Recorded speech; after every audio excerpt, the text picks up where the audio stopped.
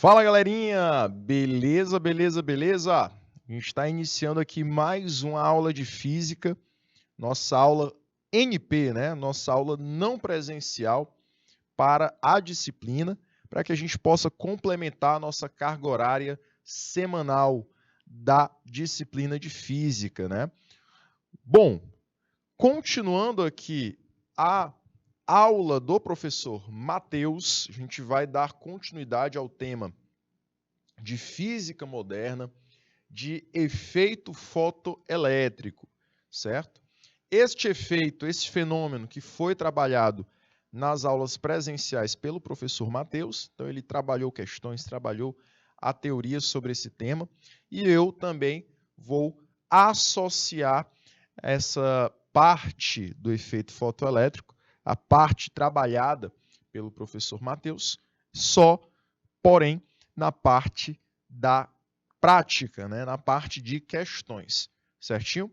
Então, no nosso encontro de hoje, do dia 8 de novembro, mês de novembro aí, começando já com força total, já já chegam as férias, a gente vai então trabalhar com o tema de efeito fotoelétrico, beleza?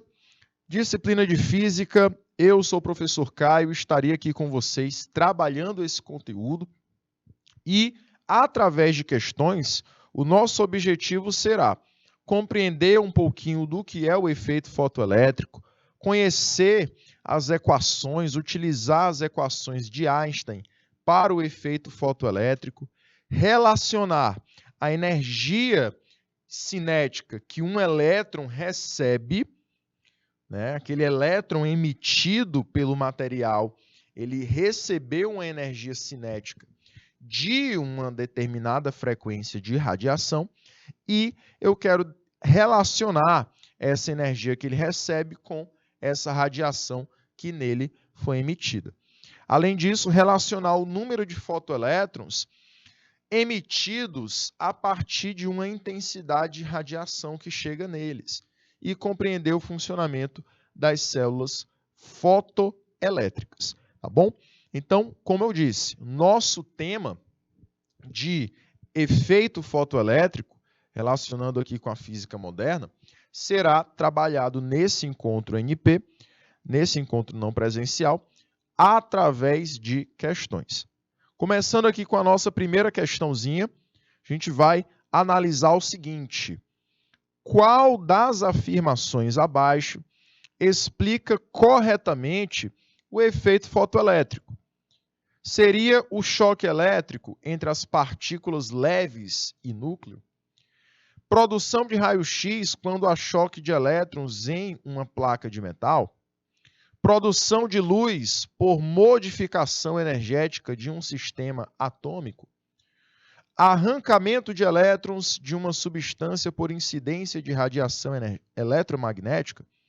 Ou nenhuma das afirmativas, né? Nenhum dos fenômenos acima. Para você analisar essa questãozinha com calma, eu vou te dar um minutinho, tá? Um minutinho apenas, e a gente volta com a resolução da questão, tá? Um minuto na tela.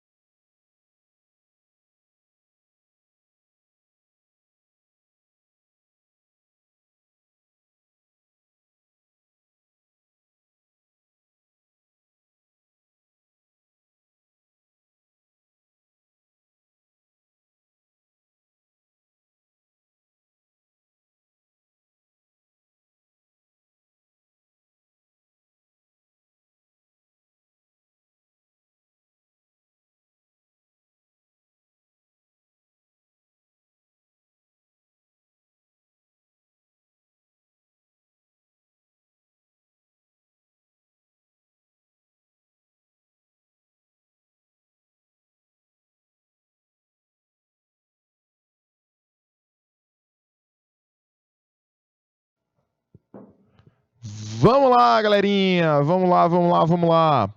Meus anjos, então, analisando as situações, eu só teria efeito fotoelétrico no caso indicado pela letra D, certo? Lembra que o efeito fotoelétrico, ele representa o arrancamento de elétrons de uma determinada superfície metálica pela incidência de radiação sobre ele, né?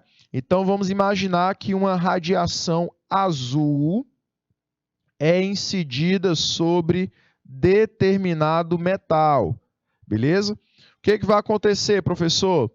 Essa radiação azul, ela vai liberar faíscas. Na verdade, a placa metálica, ela vai liberar faíscas. Nessas faíscas, a gente pode dizer que existem elétrons que foram arrancados pela incidência dessa radiação. Essa radiação, ela doou energia cinética a estes elétrons, e estes elétrons, eles foram capazes de adquirir essa energia, de absorver essa energia e conseguirem, fugir dessa placa metálica. Então, esse efeito que eu representei aqui na imagem é o efeito que a gente caracteriza como efeito fotoelétrico. Bom, gabarito letra D de dado. Segunda questãozinha diz o seguinte: o ano de 1900 pode ser considerado o marco inicial de uma revolução ocorrida na física no século XX. Naquele ano, Max Planck apresentou um artigo à Sociedade Alemã de Física, introduzindo a ideia da energia. Então, tem aqui um complemento que a gente vai já completar. Da qual Einstein se valeu para, em 1905, desenvolver a sua teoria sobre o efeito fotoelétrico. Qual palavra preenche corretamente a lacuna acima? Então, eu quero que você determine qual é a palavra que vai preencher o espaço no texto. Então, você vai me dizer daqui a um minutinho, beleza? Vamos, então, para um timezinho de 1 minuto, e aí eu venho com o gabarito posterior. 1 minutinho na tela.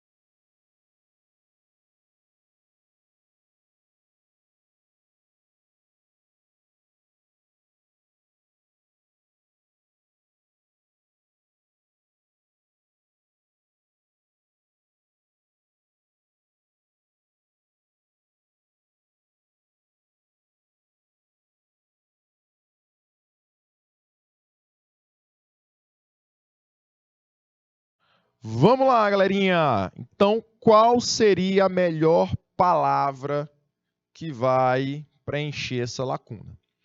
A teoria que ele está falando, meus anjos, é a teoria de Max Planck. É a teoria desenvolvida por Max Planck. Ele afirmou em 1900 que a energia captada por um material é uma energia dividida em diferentes quantidades. Como assim, professor? Você tem o espectro eletromagnético. Dentro do espectro eletromagnético, você tem diversas frequências, que é o que caracteriza as diversas radiações. E cada radiação vai ter a sua energia de acordo com a sua frequência. Então, isso quer dizer que para cada frequência eu tenho uma energia diferente. E isso vai possibilitar dizer que a energia para esse espectro não é contínua, não é a mesma energia para todas as ondas. Ela é dividida.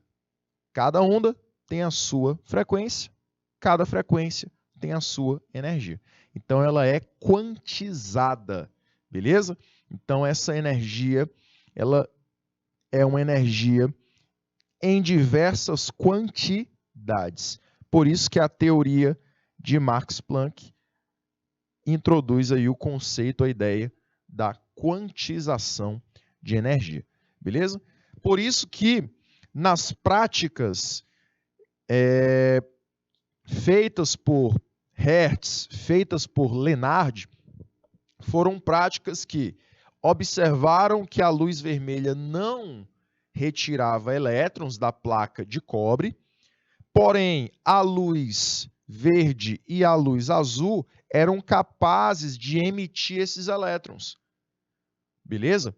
Então, a luz vermelha, ela não conseguia retirar, ejetar elétrons de uma placa metálica, porque ela não tinha frequência suficiente, pois não possuía energia suficiente.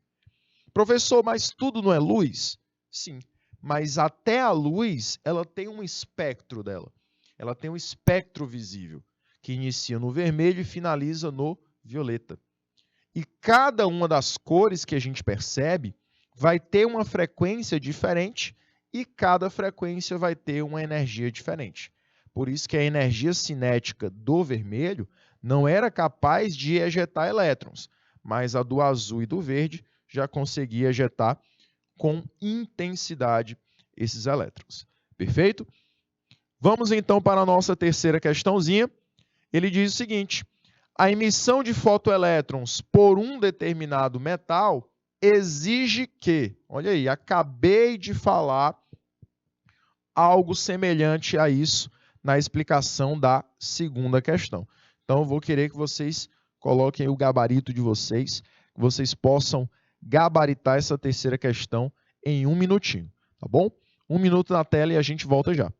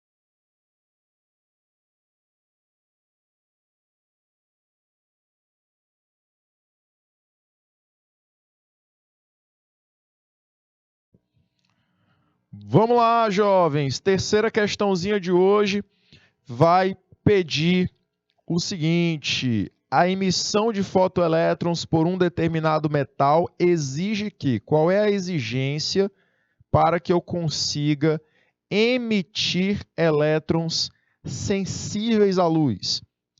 Letra A diz que a luz incidente, a luz que chega até o metal, tem uma frequência maior que um determinado valor.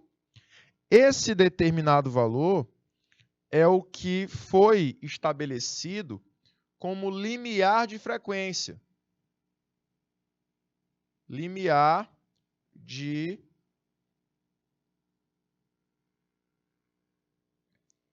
frequência. Beleza? Então, o limiar de frequência, jovens, é um limite mínimo de frequência que a luz ou que a radiação deve ter para conseguir liberar esses fotoelétrons. E aí é o que eu preciso de exigência, né? É estar nesse intervalo chamado de limiar de frequência, certo? Eu preciso ter uma radiação que ela possua uma frequência acima ou igual a essa faixa chamada de limiar de frequência. Professor, o vermelho, né, no caso lá do experimento de Lenard e de Hertz. O vermelho ele não conseguiu emitir fotoelétrons porque ele está abaixo desse limiar de frequência, desse valor determinado? Sim, o vermelho está abaixo, assim como o alaranjado, assim como o amarelo. O início da emissão de fotoelétrons começa no verde, uma emissão bem fraca, bem pequena, porém já está acima desse limiar de frequência, a frequência da luz verde. Já no vermelho, no violeta, você tem uma emissão de elétrons bem maior, porque a frequência dessas luzes está bem acima do intervalo caracterizado como limiar de frequência. Beleza? Vamos lá para a quarta questãozinha. Quarta questãozinha, a gente vai analisar o que está correto, o que está verdadeiro nessas três afirmativas. Ela pede o seguinte: analise as afirmativas abaixo relativas à explicação do efeito fotoelétrico, tendo como base o modelo corpuscular da luz. Então lembre-se que o efeito fotoelétrico, ele é um efeito, um fenômeno que só foi possível ser explicado através da ideia de que a luz ela é composta por partículas, tá? Esse é o modelo corpuscular da luz. E essas partículas foram denominadas de fótons. Então, esses fótons iriam atingir o metal e iriam acabar colidindo com os elétrons que se encontravam nesse metal. Por isso que ele consegue expulsar os fotoelétrons. Beleza? E aí, galerinha, você vai identificar quais são as corretas, quais são as falsas e vai nos dar aí o nosso gabarito. Volto daqui a um minutinho para a gente realizar essa análise juntos e daqui a um minutinho eu coloco o gabarito para vocês.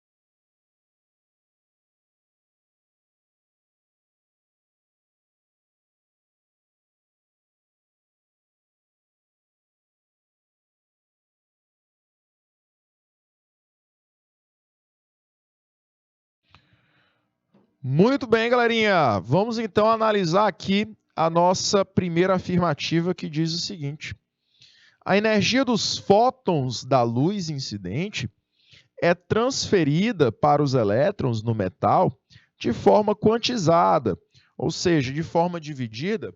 Correto. Lembre aí da teoria do quanta, da ideia de quantização proposta por Max Planck.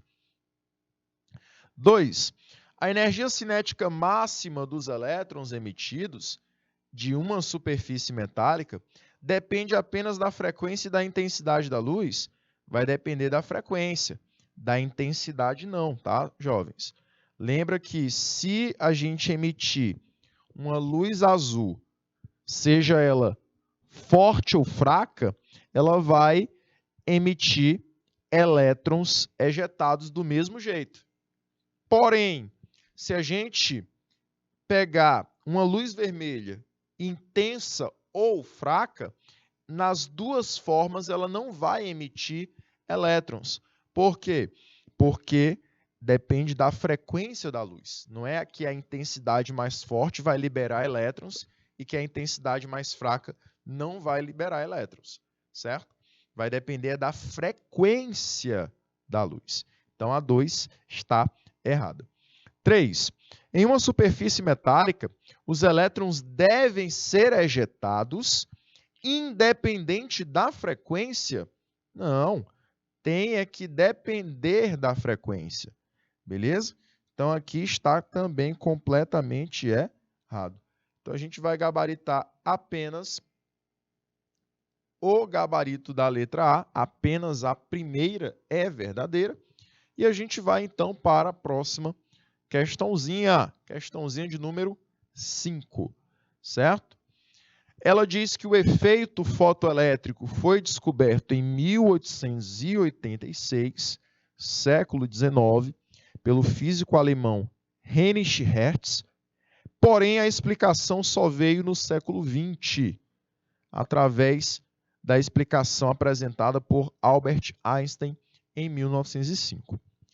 A dúvida que existia na época sobre a energia cinética dos elétrons, que eram ejetados do metal, era a dependência ou não dessa grandeza com.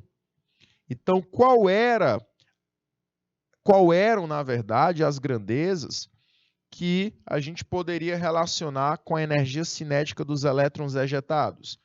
Então, eu vou pedir para que vocês possam responder e aí a gente volta daqui a um minutinho.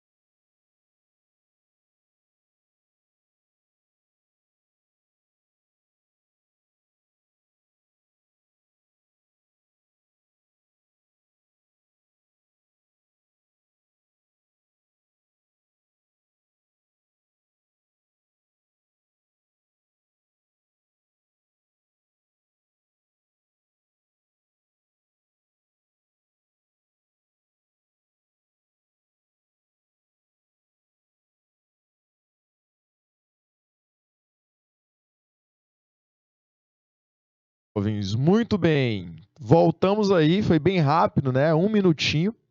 E aí a gente volta para dizer quais são essas grandezas que se associam à energia cinética. As grandezas são o que, galerinha? Frequência e intensidade, né? Havia uma dúvida na parte prática sobre a dependência da frequência e da intensidade com a energia cinética. E aí a prática ela não soube responder, porém a teoria conseguiu com êxito dizer que a frequência ela depende, certo? A energia cinética tem aí uma dependência com a frequência. Porém, a intensidade ela não entra em questão aqui quando a gente fala de energia cinética dos elétrons ejetados. Beleza? Então, eram essas duas grandezas que partilhavam aí a dúvida de quem estudava o efeito fotoelétrico e, em 1905, Einstein conseguiu responder que a frequência apenas possui uma relação direta com a energia cinética dos elétrons. Perfeito? Vamos aqui para a nossa próxima questãozinha, tá? Essa questãozinha, ela vai dar um texto para que a gente possa completar e, para completar esse texto, eu vou completar usando essas lacunas aqui. Na primeira lacuna, eu posso preencher com fótons ou elétrons. A segunda lacuna, eu posso preencher com contínua ou discreta. E a terceira lacuna, eu posso preencher também com fótons ou elétrons.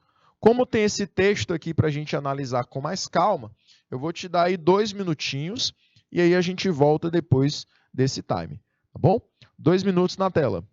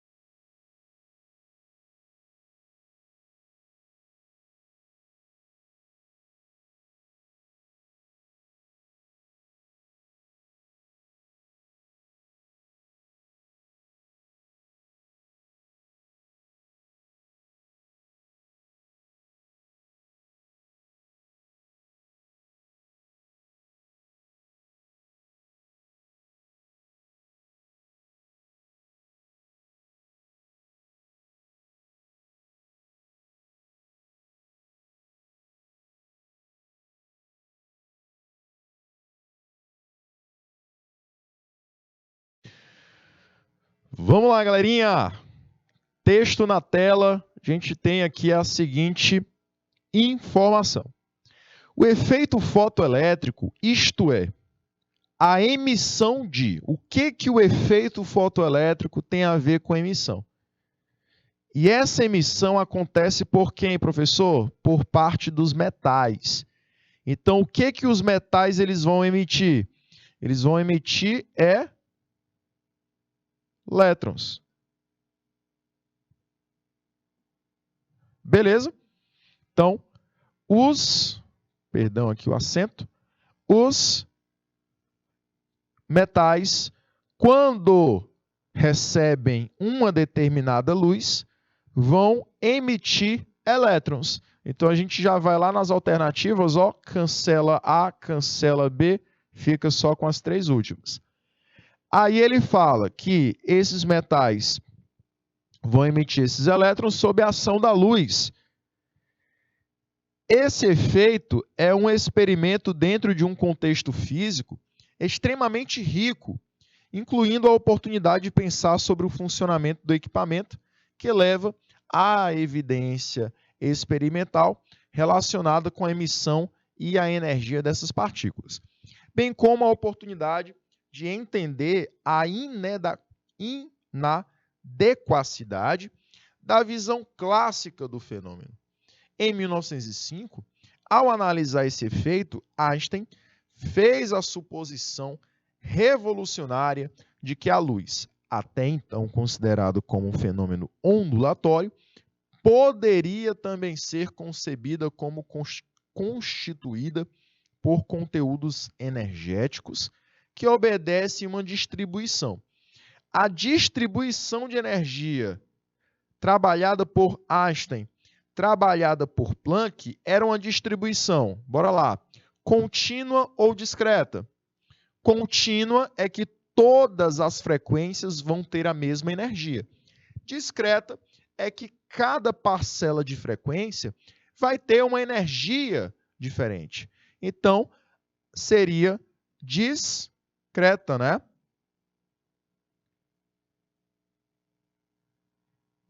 E não contínua. Então, a gente teria letra C saindo aqui das minhas alternativas. Os quanta de luz, ou seja, as quantidades de luz, mais tarde foram denominadas de fótons, que eram as partículas de luz que formavam essa radiação. Então, a gente vai marcar aí a alternativa da letra E, que é a alternativa correta para a nossa questãozinha, certo? Beleza? Ficou claro, galerinha? Vamos então para a próxima questão. Olha só. A figura abaixo descreve o efeito fotoelétrico. Esse experimento contribuiu para a descoberta da... E aí, jovens? O que o efeito fotoelétrico ele conseguiu ajudar a descobrir? Um minutinho para vocês e a gente volta já já.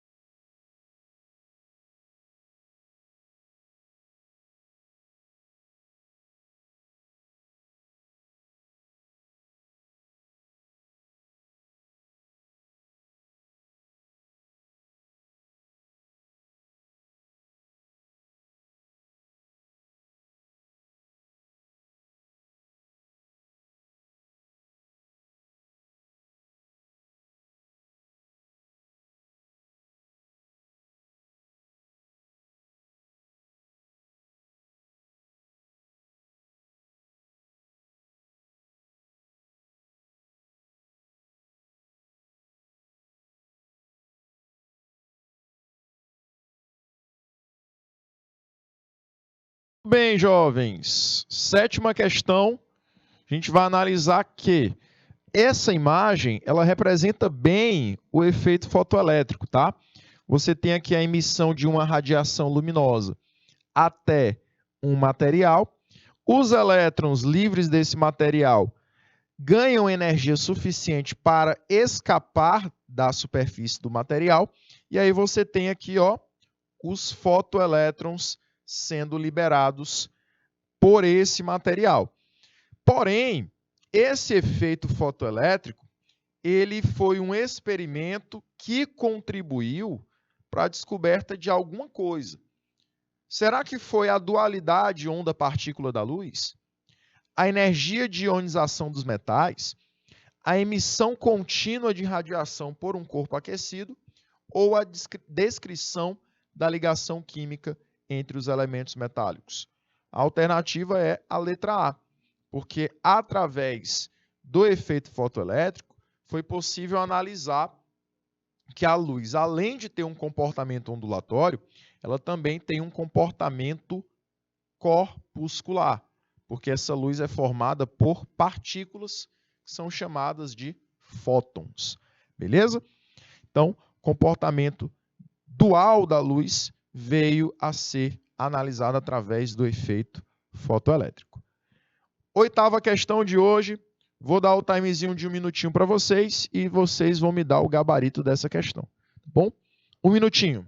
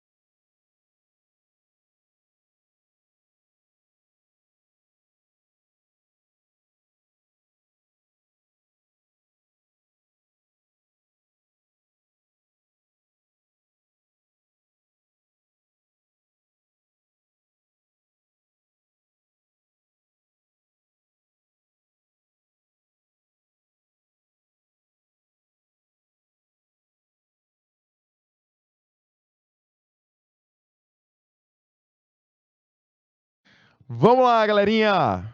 Oitava questãozinha na tela vai dizer o seguinte: o efeito fotoelétrico é um fenômeno pelo qual, olha só, os elétrons eles podem ser arrancados de uma superfície quando há incidência de luz sobre elas. Seria logo o gabarito da letra A, certo? Questãozinha aí, bem típica de questão do efeito fotoelétrico, certo? Próxima questãozinha, ele pergunta o seguinte: com base nas informações do texto, é correto afirmar que a intensidade de luz aumenta por quê? Olha só. O que que acontece? Ele diz que, utilizando um controlador, André aumenta a intensidade de luz emitida por uma lâmpada de cor vermelha, sem que essa cor se altere. Então, ele altera ali a intensidade da luz, torna essa luz de fraca uma luz forte. Com base nessas informações, é correto afirmar que a intensidade da luz aumenta por quê? Por qual motivo? Aí eu vou te dar 1 minutinho e a gente volta já.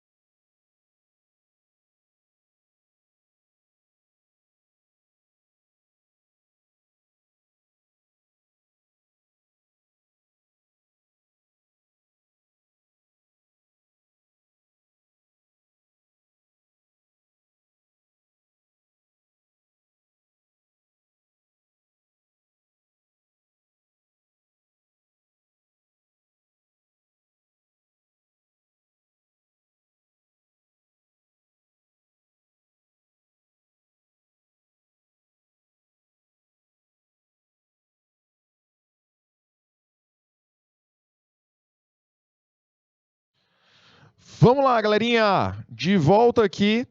E aí a gente poderia afirmar que esse aumento da intensidade luminosa vai ser devido ao número de fótons, ou seja, o número de partículas de luz emitidos pela lâmpada a cada segundo, também aumentando, tá bom? Lembrar que a luz, ela é composta por partículas. Uma luz mais intensa vai possuir um maior número de partículas de luz, maior número de fótons. Uma luz menos intensa vai possuir um menor número de fótons. Beleza? E, para finalizar aqui a nossa última questãozinha de hoje, ele vai dizer o seguinte: considere as seguintes afirmações sobre o efeito fotoelétrico. Ele vai dizer que o efeito fotoelétrico consiste na emissão de elétrons por uma superfície metálica atingida por uma radiação eletromagnética. Correto. 2. O efeito fotoelétrico pode ser explicado satisfatoriamente com a adoção de um modelo corpuscular para a luz. Correto também. E 3. Uma superfície metálica fotossensível somente emite fotoelétrons quando a frequência de luz incidente nessa superfície excede um certo valor mínimo, que depende do metal. E aí a gente vai marcar a letra E, porque a terceira afirmativa também está correta. Certo? Galerinha, fizemos aqui 10 questõezinhas para que você consiga entender ainda mais sobre o efeito fotoelétrico.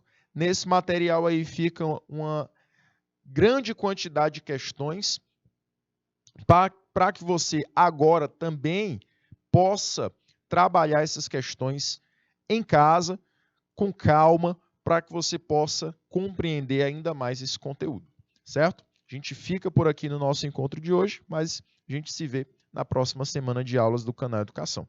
Tchau, galerinha. Até a próxima.